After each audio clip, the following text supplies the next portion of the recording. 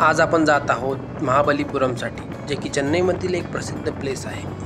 चेन्नई सिटीपासून 30 ते 40 किलोमीटर अंतरावर महाबलीपुरम ही आहे।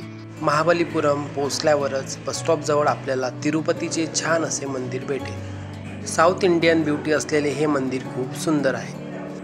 त्यानंतर मग मंदिराजवळच असलेल्या ऐतिहासिक शोर टेम्पलला आपण जात आहोत।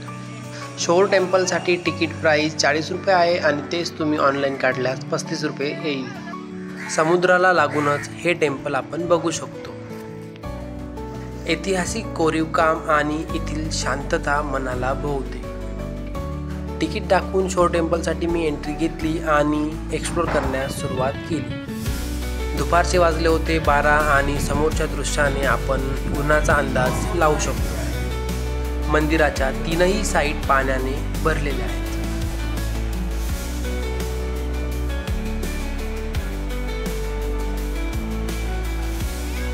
उन्हाने हालत खराब होत होती, पण व्हिडिओ मात्र आपल्याला घ्यायचाच होता।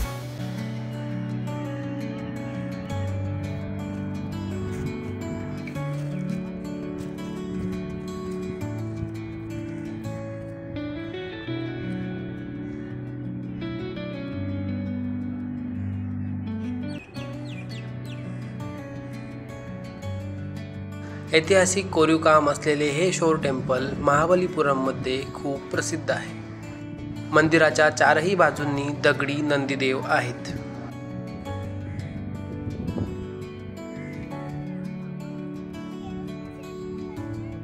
शोर टेम्पल बघून झाल्यानंतर मग परत बस स्टॉप जवळ एक अजून ऐतिहासिक जागा आहे जी आपण एक्सप्लोर करू शकतो। त्या जागेवर जातानाच मला एक आजी भेटली।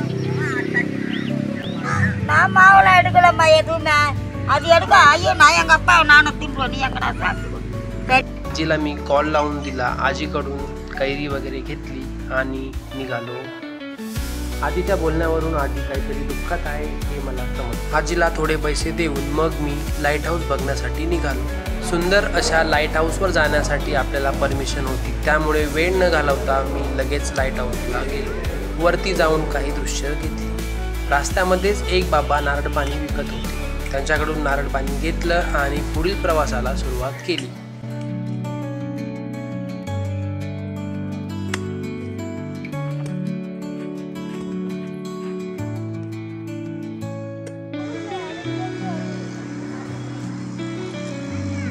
त्यानंतर मग आपण बघणार आहोत काही गुफा, पंचरथास, लाईट हाऊस आणि बरंच काही।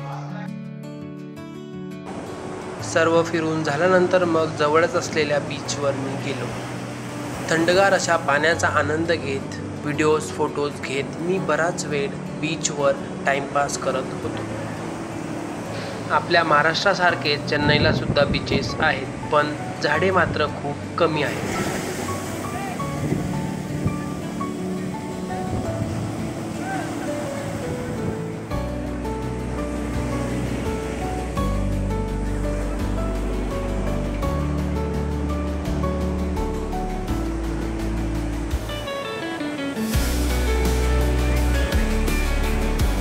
अशा प्रकारे अनेक फोटोज व्हिडिओज घेत मी महाबलीपुरममध्ये पूर्ण एक दिवस घालवला। माझा व्हिडिओ शेवटपर्यंत बघण्यासाठी खूप खूप धन्यवाद।